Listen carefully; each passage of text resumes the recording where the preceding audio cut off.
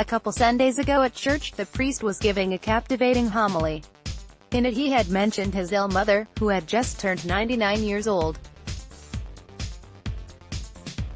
In the pew in front of me were two women.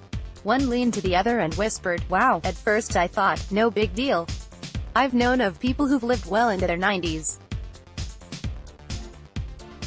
People in my fiancé's family tend to live long, and my own grandmother is 88 and physically healthy. But what that lady's wow was about was an awe-filled recognition of God's miracles.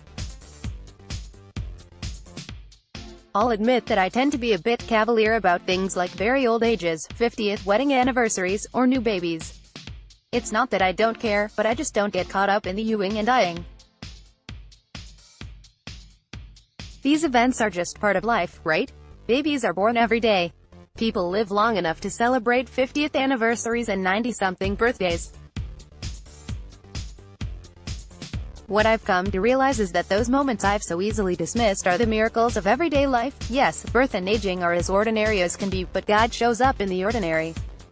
We ought to celebrate the awesome ability for a human being to have lived and experienced a century. We ought to praise God for the miracle of forming an amazingly and extremely complex conscious organism in just 9 months' time. Despite the fact that these things happen all the time, they still carry a miraculous character that captivates us, or should.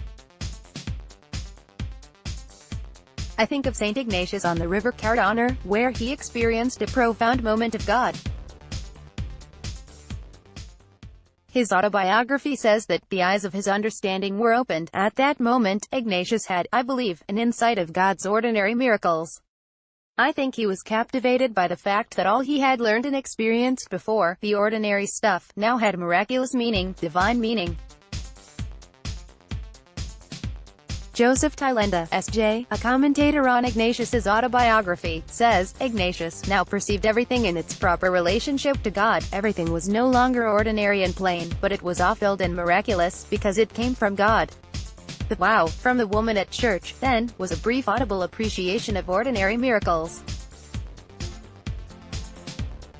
Previous article. New Vocations website. Next article. Digitally enhanced spiritual exercises and more to celebrate our anniversary. Andy Otto is an Ignatian blogger and spiritual director. He currently works in adult faith formation and retreat direction at a Jesuit parish in